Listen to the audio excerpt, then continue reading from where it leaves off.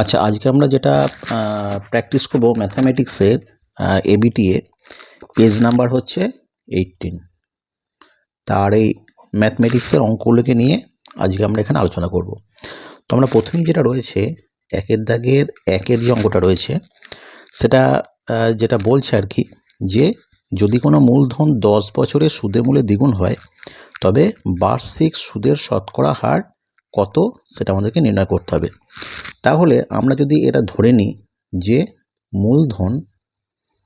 মূলধন সমান আমরা যদি এক্স টাকা ধরে নিই, তাহলে কি লিখতে পারি আমরা, যে এক্স টাকার 10 বছরে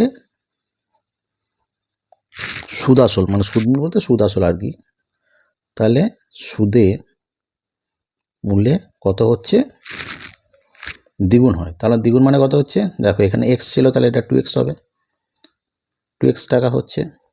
তাহলে সুদ মূল্যে হচ্ছে 2x টাকা, তাহলে শুধুমাত্র তাহলে অতএব তাহলে সুদ সমান কত হচ্ছে 2x - x সমান হচ্ছে x টাকা।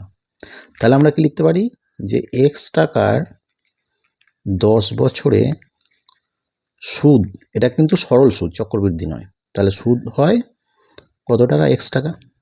যেহেতু এটা মাইনাস করে x হলো, তাহলে আমাদের কি করতে হবে, আমাদের শতকরা হারটা নির্ণয় করতে হবে। তাহলে 1 টাকার 1 বছরের সুদটা কত হচ্ছে x/x, আর 10টা নিচে চলে আসবে, তাহলে এই টাকাটা। তাহলে আমাদের নির্ণয় করতে হবে কি 100 টাকার 1 বছরের সুদ, সেটা আমাদের নির্ণয় করতে হবে। তাহলে সমান কত, x × 100 বাই নিচে x আছে বাই 10 আছে, ঠিক আছে। তাহলে x কেটে গেল, এখানে 10 10 100 হয়ে গেল, তাহলে 10। তাহলে দেখো এখানে ABCD বলেছে, তাহলে এখানে অ্যান্সারটা কত, এখানে অ্যান্সার হয়ে যাচ্ছে বিটা, অর্থাৎ 10%, ঠিক আছে। এরপরে আমরা দুইটা দেখছি, দুইটা কি বলেছে একবার দেখা যাক। দুইটা বলছে যে ax² + bx + c = 0, এখানে a ≠ 0। তাহলে এই সমীকরণে বীজদ্বয় যদি সমান হয়, তাহলে কি বীজদ্বয় সমান মানেটা কি, এর একটা বীজ কত হচ্ছে, এর একটা বীজ, তাহলে এখানে x একটা বীজ কত হচ্ছে -b, আমরা কি জানি ± √b² - 4ac/2a, ঠিক আছে। এখানে x1 x2 দুটো বীজ আমরা ধরি, তাহলে এর দুটো বীজ যদি সমান হয়, অর্থাৎ x1 = যদি x2 হয়, তাহলে এখানে কি বলতে পারি -b, একটা আমরা প্লাস ধরলাম √b² - 4ac/2a, এইটা ইকুয়াল টু কি হচ্ছে -b, একটা মাইনাস রয়েছে √b² - 4ac/2a। তাহলে এখানে 2a এখানে কেটে গেল, এখানে -bটা যদি এদিকে নিয়ে চলে আসি তাহলে কত হচ্ছে প্লাস হয়ে যাবে, অর্থাৎ -b + b কেটে গেল, আর এটা যদি এদিকে নিয়ে চলে আসি তাহলে কত হচ্ছে √2b² - 4ac। তাহলে এখান থেকে কিছু নেই, তাহলে এটা 0 হয়ে গেল, তাহলে b² - 4ac সমান হচ্ছে 0। অর আমরা কি বলতে পারি, b² = 4ac, বা এখানে আমরা c এর মানটা জানতে চাইছি, তাহলে c সমান কত বলতে পারি, c সমান হচ্ছে b²/4a, এটা হয়ে গেল, ঠিক আছে। তাহলে এখানে অ্যান্সারটা কত রয়েছে, এখানে অ্যান্সারটা রয়েছে এটা b²/4a, অর্থাৎ এটা হচ্ছে ডি। তাহলে অ্যান্সারটা কত হচ্ছে, অ্যান্সার হচ্ছে ডি, এটা হচ্ছে b²/4a। এরপরে যেটা 3-এর যে অঙ্কটা রয়েছে, 3-এর অঙ্কটা কি বলছে, যে একটি লম্ববৃত্তাকার শঙ্কু, অর্থাৎ এই যে এটা হচ্ছে একটা শঙ্কু, এটা হচ্ছে একটা লম্ববৃত্তাকার শঙ্কু, ঠিক আছে। শঙ্কুর এইটা হচ্ছে ব্যাসার্ধ, এটা হচ্ছে উচ্চতা, আর এইটা হচ্ছে তির্যক উচ্চতা। কি বলছে, যে একটি লম্ববৃত্তাকার শঙ্কুর তির্যক উচ্চতা, অর্থাৎ এটাকে তির্যক উচ্চতা আমরা কি ধরি, এল ধরি। তাহলে এলটা কত বলেছে, এখানে 15 সেন্টিমিটার বলেছে। আর কি বলছে, ভূমির ব্যাস, ঠিক আছে, অর্থাৎ এইটা ভূমির ব্যাস বলছে, বা ডি সমান কত, এখানে হচ্ছে 16 সেন্টিমিটার। তাহলে বলছে পার্শ্বতলের এই ক্ষেত্রফল, তাহলে পার্শ্বতলের ক্ষেত্রফল আমরা কি জানি, পার্শ্বতলের ক্ষেত্রফল সমান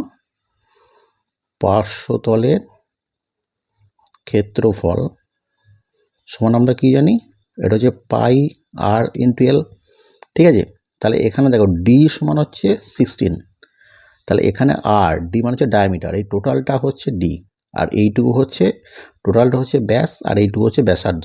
তাহলে ব্যাসার্ধটা হচ্ছে আর, তাহলে আর সমান কত 16/2 অর্থাৎ 8 সেন্টিমিটার। ঠিক আছে, তাহলে এখানে কত হচ্ছে পাই ইন্টু আর মানে কত 8 ইন্টু এল মানে কত 15। তাহলে এই যে ক্ষেত্রফল, তাহলে এটা কত হবে, এটা সেন্টিমিটার স্কোয়ার হবে বা বর্গ সেমি। তাহলে 15টা 120, তাহলে 120 পাই, তাই তো। তাহলে এখানে অ্যান্সারটা কত রয়েছে, অ্যান্সার হচ্ছে সি। তাহলে এখানে অ্যান্সার হচ্ছে সি, অর্থাৎ 120 পাই বর্গ সেমি। ঠিক আছে, এরপরে 4 দাগে চলে যাচ্ছি। দেখো 4 দাগাটা কি বলছে, দেখো 4 দাগে বলছে 2 cos 3 থিটা সমান হচ্ছে 1। তাহলে 2 cos 3 থিটা ইকুয়াল টু 1 হলে এখানে থিটার মানটা বের করতে হবে। তাহলে আমরা কি করতে পারি এখানে, বা এখানে cos 3 থিটা করলাম, তাহলে cos 3 থিটা সমান 2টা এদিকে চলে যাবে, তাহলে 1/2। বা আমরা কি বলতে পারি, cos কত ডিগ্রি মান 1/2 আমরা কি জানি, দেখো আমরা হচ্ছে সাইন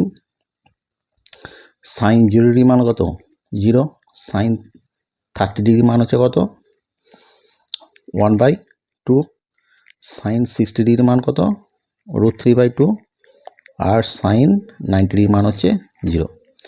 এবার cos যখন হবে সেটা উল্টে যাবে, অর্থাৎ যখন cos 0 ডিগ্রি তার মান হয়ে যাবে, সরি এটা 1, তাহলে cos 0 ডিগ্রি মান কত 1, তাহলে cos 30 ডিগ্রি মান কত √3/2, cos 60 ডিগ্রি মান কত 1/2, আর cos 90 ডিগ্রি মান হচ্ছে কত 0।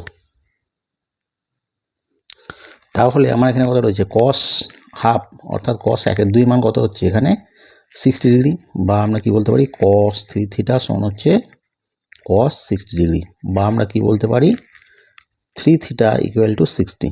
ওকে, বা থিটা সমান কত 60/3, তাহলে হচ্ছে 20 ডিগ্রি। ঠিক আছে, তাহলে এখানে অ্যান্সার কোনটা হবে, এখানে অ্যান্সার হচ্ছে সি। কত ডিগ্রি আছে 20 ডিগ্রি। ওকে, তাহলে এটা 4 নম্বর হয়ে গেল। এরপরে আমি 5-এর দাগাটা চলে যাচ্ছি। 5-এর দাগাটা কি বলছে, যে ও কেন্দ্রীয় একটি বৃত্তের বহিস্থ একটি বিন্দু এ থেকে বৃত্তের উপর অঙ্কিত স্পর্শক বৃত্তটিকে বি বিন্দুতে স্পর্শ করে। দেখো এটা হচ্ছে একটা বৃত্ত, ঠিক আছে, এটা হচ্ছে আমরা কেন্দ্রটাকে যদি আমরা ও ধরি, তাহলে কি বলছে এ, এটা হচ্ছে একটা এ বিন্দু, বহিস্থ বিন্দু বলছি এ, এটা আমরা এ ধরলাম। তাহলে এ থেকে বৃত্তের উপর অঙ্কিত একটা স্পর্শক, অর্থাৎ আমরা এটা হচ্ছে একটা স্পর্শক। ওকে, এবার কি বলছে ও বি, অর্থাৎ এবার কি করতে হবে, এইটা আমরা যোগ করলাম, ঠিক আছে, আর এইটা আমরা যোগ করলাম, এটা হচ্ছে ও, আর বি বিন্দুটাকে স্পর্শ করছে। এবার এখানে বলছে কি যে ও বি সমান বলছে কত 5 সেন্টিমিটার। ওকে, এবং ও এ মানে এটা হচ্ছে 13 সেন্টিমিটার, এটা 5 সেন্টিমিটার 13 সেন্টিমিটার। এবার আমরা কি জানি যে এটা যদি বৃত্তের কেন্দ্র হয় আর এইখানে যদি একটা স্পর্শক হয়, এই স্পর্শক থেকে এই যে কেন্দ্র বরাবর এই যে দূরত্বটা, অর্থাৎ এই দৈর্ঘ্যটা, এটা এই স্পর্শকটার সঙ্গে সবসময় কী করে 90 ডিগ্রি অ্যাঙ্গেল করে। ঠিক আছে, তাহলে অর্থাৎ এটা একটা সমকোণী ত্রিভুজ। তাহলে এই ত্রিভুজ থেকে আমরা কি বলতে পারি, ও স্কোয়ার সমান, এটা হচ্ছে অতিভুজ, এটা হচ্ছে ভূমি, আর এটা লম্ব। ঠিক আছে, তাহলে অতিভুজ স্কোয়ার সমান হচ্ছে এ বি স্কোয়ার প্লাস হচ্ছে ও বি স্কোয়ার। ওকে, তাহলে এখানে দেখো ও এটা বলে দিয়েছে, তাহলে ও কত, ও হচ্ছে 13 সেন্টিমিটার, অর্থাৎ 13 স্কোয়ার ইকুয়াল টু এখানে ও বিটা বলে দিয়েছে, এটা বলে দিয়েছে এটা 5 সেন্টিমিটার করা আছে, তাহলে এটা হচ্ছে এ বি স্কোয়ার। এখানে এ বি দৈর্ঘ্যটা নির্ণয় করতে হবে, মানে এইটা আমাদের বের করতে হবে। ঠিক আছে, তাহলে এখানে হচ্ছে প্লাস হচ্ছে 5 স্কোয়ার, ওর আমরা কি বলতে পারি, তাহলে A B square equal to আমরা কি বলতে 13 কত হচ্ছে 169, এটা আমরা এদিকেই থাকলো এ বিটা, এর 5-এর স্কোয়ারটা আমরা এদিকে নিয়ে চলে আসছি, অর্থাৎ এটা 5 5 25, অর্থাৎ 5 9 4 9 2 6 4 6 144, और এ বি স্কোয়ার সমান হচ্ছে 144, और এ বি সমান আমরা কি বলতে পারি √144 সমান হচ্ছে 12। ঠিক আছে, তাহলে এখানে অ্যান্সারটা কত হবে, এখানে অ্যান্সার হচ্ছে এ, অ্যান্সার হচ্ছে এ, অর্থাৎ 12 সেন্টিমিটার। ঠিক আছে, এরপরে আমরা চলে যাচ্ছি 6-এর দাগের এই প্রশ্নটা। 6 দাগে বলছে কি যে ঠিক আছে, এখানে হচ্ছে 30, তারপরে হচ্ছে 34, তারপর হচ্ছে 35, তারপর হচ্ছে 36, এটা 37, 38 আর 39, ঠিক আছে। তাহলে এইগুলো তথ্য থেকে যদি 35 বাদ দেওয়া হয়, অর্থাৎ এই 35টাকে আমরা এখান থেকে বাদ দেবো, তাহলে মধ্যমা বৃদ্ধি পাবে। তাহলে আমরা মধ্যমা কী জানি, আমরা 35টাকে যখন আমরা থাকলো যখন, তখন মধ্যমাটা কী হবে, এখানে কটা সংখ্যা আছে দেখতে হবে, 1 2 3 4 5 6 7টা। তাহলে 7টা যদি থাকে, তাহলে আমরা এখান থেকে 3টে করে আমরা ধরো মাইনাস করলাম, এখানে 3টে ধরলাম, এখানে 3টে ধরলাম, তাহলে মধ্যমা কত, যখন আমরা 35 বাদ দিই নাই তখন মধ্যমা হচ্ছে 36, ঠিক আছে। এবার যখন আমরা 35টাকে বাদ দিচ্ছি তখন কি থাকছে, তখন থাকছে 30, তারপরে 34, তারপরে 36, 37, 38 এবং 39। কটা সংখ্যা হচ্ছে, 1 2 3 4 5 6টা। তাহলে 6টা সংখ্যা যখন হবে তখন আমরা কি করব, এখান থেকে দুটো ধরে নেব আর এখান থেকে দুটো ধরে নেব, তখন এই মাঝে দুটো গড় হবে মধ্যমা। তাহলে এক্ষেত্রে মধ্যমাটা কত হবে, এটা আমরা মধ্যমা প্রথম ক্ষেত্রে ধরলাম আর এটা হচ্ছে দ্বিতীয় ক্ষেত্রে, তখন এটা মধ্যমাটা কত হবে 36 + 37/2, অর্থাৎ 30 30 60 আর 27 13, অর্থাৎ কত হচ্ছে 73 নাকি, ঠিক আছে, বাই 2, তাহলে 2 3 6 1 2 6 12 1 2 5 10, তাই তো। তাহলে 36, তাহলে দেখো দ্বিতীয় ক্ষেত্রে আমরা যখন 35টা বাদ দেওয়া হলো তখন মধ্যমা কত দাঁড়াচ্ছে 36.5, আর যখন 35টা ছিল তখন মধ্যমা কত ছিল 36, অর্থাৎ মধ্যমা কতটা বৃদ্ধি পেল, তাহলে মধ্যমা বৃদ্ধি পেল, মধ্যমা বৃদ্ধি সমান কত 0.5, 36 আর এটা 36.5, অর্থাৎ 0.5 হচ্ছে মধ্যমা বৃদ্ধি। তাহলে এখানে অ্যান্সারটা কোনটা হচ্ছে, অ্যান্সার হচ্ছে ডি, অর্থাৎ 0.5, ঠিক আছে। তাহলে 1-এর দাগে সমস্ত হয়ে গেল। এরপর আমরা 2-এর দাগাটা দেখব। 2-এর দাগে 1-এরটা কি বলছে দেখো, বলছে 2p টাকার T2 বছরে বার্ষিক এত % সরল সুদের স্ববৃদ্ধিমূল হবে কত। স্ববৃদ্ধিমূল মানে কত, এটা আসল প্লাস সুদ, তাহলে কি হচ্ছে 2p টাকার, এটা কত, এটা হচ্ছে মূল, অর্থাৎ এটা হচ্ছে আসল, ঠিক আছে।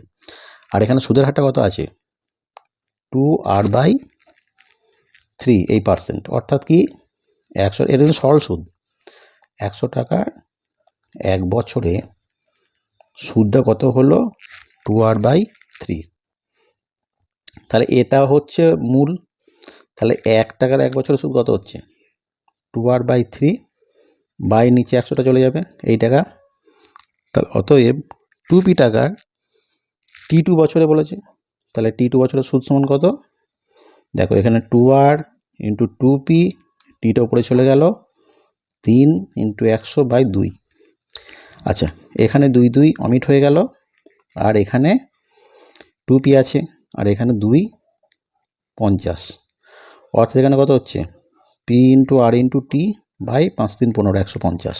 তাহলে এটা কি বলছে যে স্ববৃদ্ধিমূল কি, তাহলে স্ববৃদ্ধিমূল সমান কত, দেখো মূলটা তো বলে দিয়েছে 2p প্লাস এইটা হবে এইটুকু অংশ, অর্থাৎ p/t বাই 150। তাহলে এটা যেটা অ্যান্সারটা হবে সেটা হচ্ছে এইটা, 2p সঙ্গে এইটা যোগ করলেই হবে। এটা হচ্ছে 1-এর দাগেটা হয়ে গেল। এরপর আমরা 2-এর দাগে দেখছি কি বলছে। 2 দাগ বলছে যে একটি দ্বিঘাত সমীকরণে দুটো বীজই যদি এক হয়, দেখো কোনো একটা দ্বিঘাত সমীকরণ, ঠিক আছে, তার দুটো বীজই হচ্ছে 1, তাহলে আমরা কি বলতে পারি এখানে x = 1, তাহলে এখানে কি হতে পারে দুটি যদি এক হয় তাহলে x - 1 এটা একটা বীজ হবে, আর একটা যেটা বীজ হবে সেটাও x - 1 হবে, অর্থাৎ সেক্ষেত্রে সমীকরণটা কি হবে x - 1 × x - 1 = 0, অর্থাৎ x² - 2x + 1 = 0, এটা হচ্ছে সমীকরণ, ঠিক আছে, এটা হচ্ছে অ্যান্সার। এরপর আমরা 3-এর দাগাটা দেখছি কি বলছে। 3-এর দাগে কি বলছে যে cos² θ প্লাস হচ্ছে cos² - sin² θ = p/2, তাহলে আমাদেরকে নির্ণয়টা কি করতে হবে, cos⁴ θ minus sin⁴ θ equal to, তাহলে বের করতে হবে, তাহলে আমরা ইকুয়াল টু কি লিখতে পারি, এটা cos² θ তার স্কোয়ার করতে পারি, এটা মাইনাস sin² θ তার স্কোয়ার করতে পারি, তাহলে cos² θ, তাহলে এটা কি, এটা হচ্ছে a² - b² এর ফর্মুলা, কি এটা এ প্লাস বি ইন্টু এ মাইনাস বি। ওকে, তাহলে আমরা কি বলতে পারি, কস স্কয়ার থিটা প্লাস হচ্ছে sine square theta into cos square theta minus sine square theta. তাহলে আমরা কি জানি, কস square theta plus sine square theta equal to আমরা কি জানি, ইকুয়াল টু জানি 1।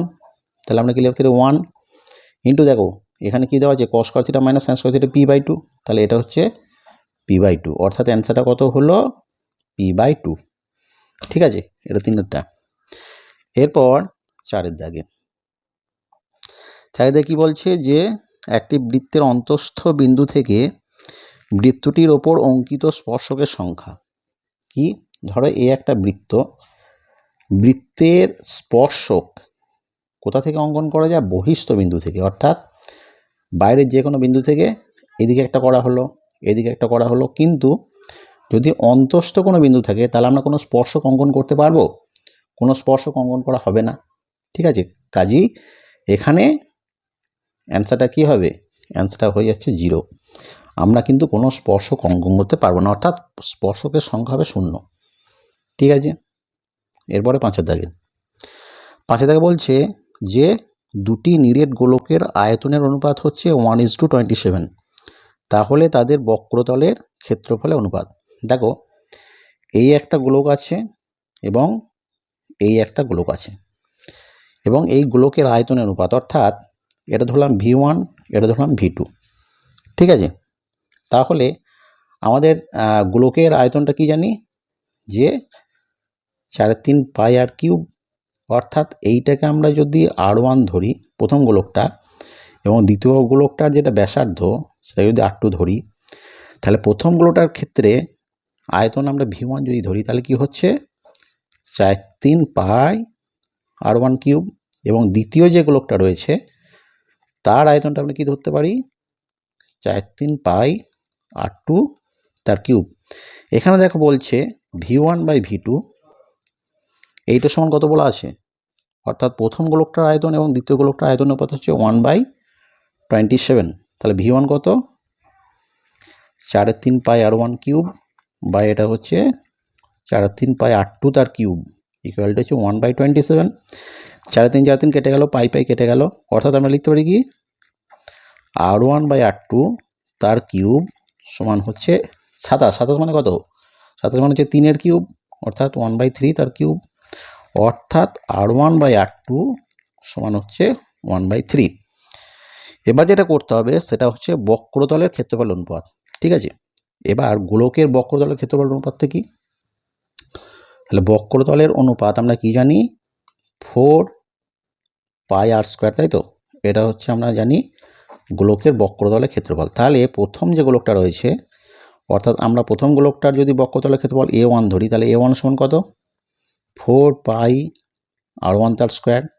আর দ্বিতীয় গোলকটার ক্ষেত্রে যদি a2 ধরি, তাহলে এটা কত হচ্ছে 4 পাই r2 তার স্কয়ার। তাহলে এখানে বক্রতলের অনুপাতটা যারা জানতে চাইছে দুটো গোলকের, অর্থাৎ a1/a2 সমান কত হচ্ছে 4 পাই r1 তার স্কয়ার, আর এটা হচ্ছে 4 পাই r2 তার স্কয়ার, বা এখানে r1/r2 এটা এইভাবে লিখতে পারি। এখানে r1/r2 সমান কত পেয়েছি 1/3, অর্থাৎ এখানে 1/3 তার স্কয়ার। তাহলে আমরা কি বলতে পারি 1/9 হলো।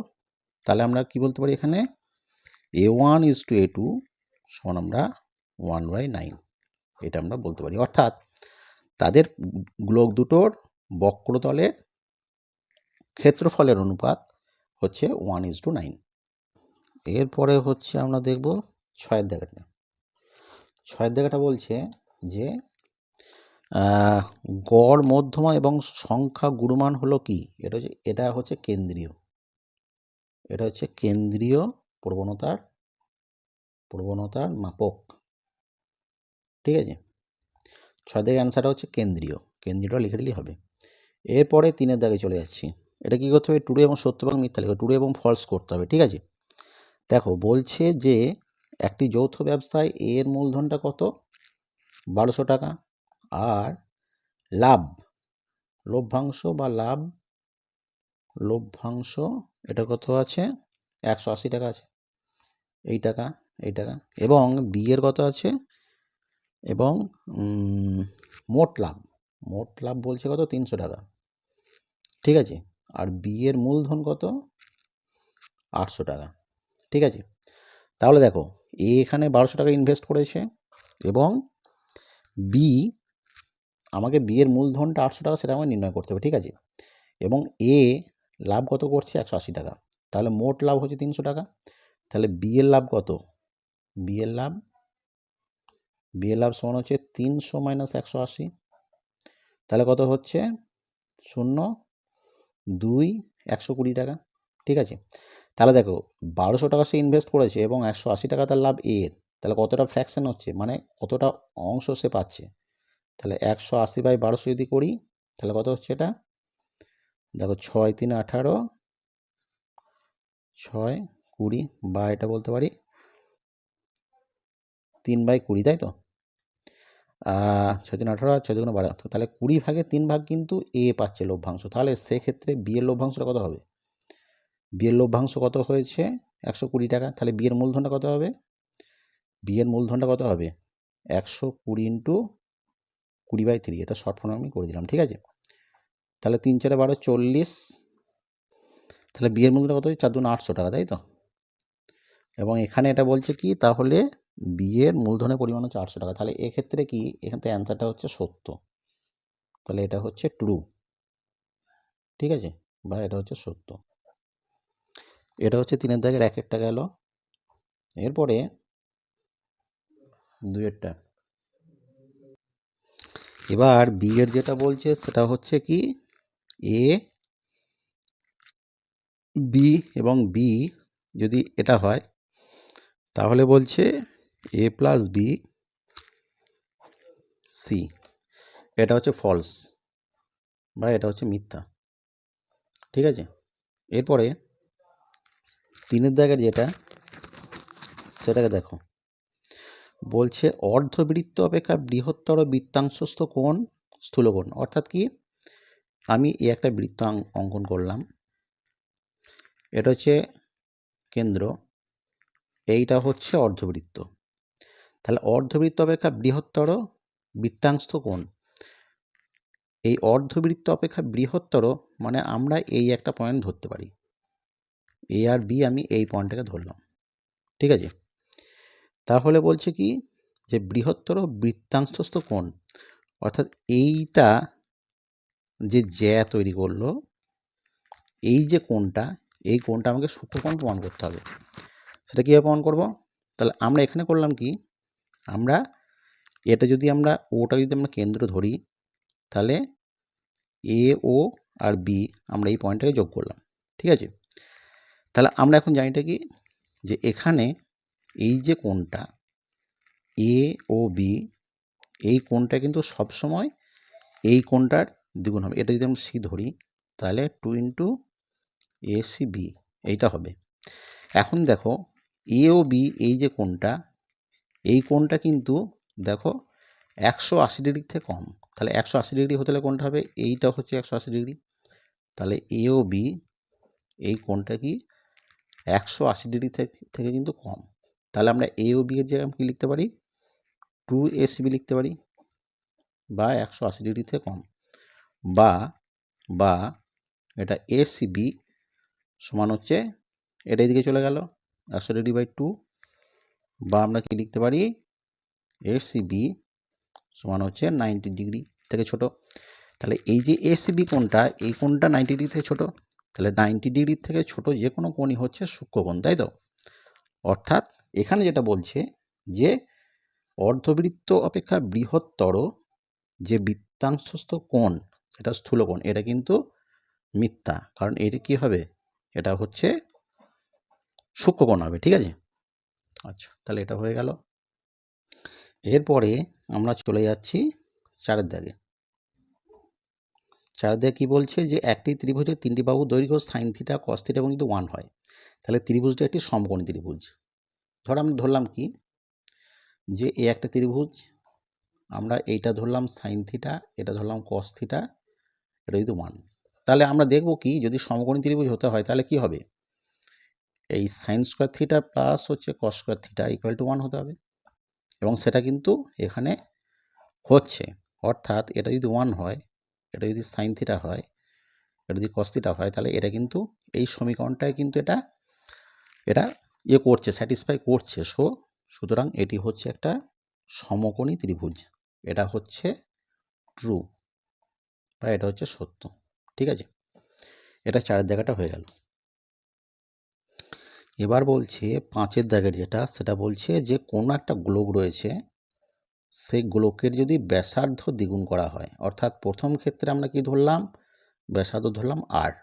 ঠিক আছে, তাহলে যখন ব্যাসার্ধ r ছিল তখন তার আয়তন অর্থাৎ v1 যদি আমরা ধরি, সেটা কত ছিল, আমরা কি জানি 4 3 r কিউব, এটা হচ্ছে আয়তন। দ্বিতীয় ক্ষেত্রে বলছে ব্যাসার্ধ হচ্ছে আমি দ্বিগুণ করলাম, 2r হলো, তাহলে দ্বিতীয় ক্ষেত্রে আয়তনটা কত হবে, 4 3 পাই, আর জায়গাটা কী হবে 2r, তার কিউব হয়ে যাবে, অর্থাৎ 4 3 পাই, 2 2 4 2 8, 8 তার কিউব, অর্থাৎ 4 3 পাই আর কিউব। এই জায়গাতে আমরা v1টা বসিয়ে দিলাম, তাহলে v1 × 8, তাহলে এটা কত গুণ বৃদ্ধি পেল, 8 গুণ বৃদ্ধি পেল। কিন্তু এখানে কি বলছে, এখানে বলছে দ্বিগুণ। এখানে উত্তরটা হয়ে যাচ্ছে ফলস, বা এটা হচ্ছে মিথ্যা। ঠিক আছে, এটা হয়ে গেল 5 দাগে। এরপরে দেখো 6 দাগে যেটা বলছে, 6 দাগে বলছে কি যে একটি পরিসংখ্যা বিভাজনের একাধিক সংখ্যা গুণমান থাকতে পারে। একটি পরিসংখ্যানের বিভাজনের একাধিক সংখ্যা গুণমান থাকতে পারে, এই যে স্টেটমেন্টটি বা এই বিবৃতিটি কিন্তু সঠিক, অর্থাৎ এখানে অ্যান্সারটা হচ্ছে ট্রু। ঠিক আছে, বা এটা সত্য। ঠিক আছে, তাহলে আজকে 1 দাগের, 2 দাগের, 3 দাগেরগুলো হয়ে গেল। আমরা নেক্সট দিন আমরা এর পরবর্তী যে অংশটা বাকি রয়েছে সেটা আমরা আলোচনা করব এবং টোটালি আমি দেখিয়ে দেবো। তো তার জন্য কী করতে হবে, আমাদের চ্যানেলটাকে অবশ্যই সাবস্ক্রাইব করতে হবে। তো আজকের মতো এখানে শেষ করছি, দেখা হচ্ছে পরের ভিডিওতে।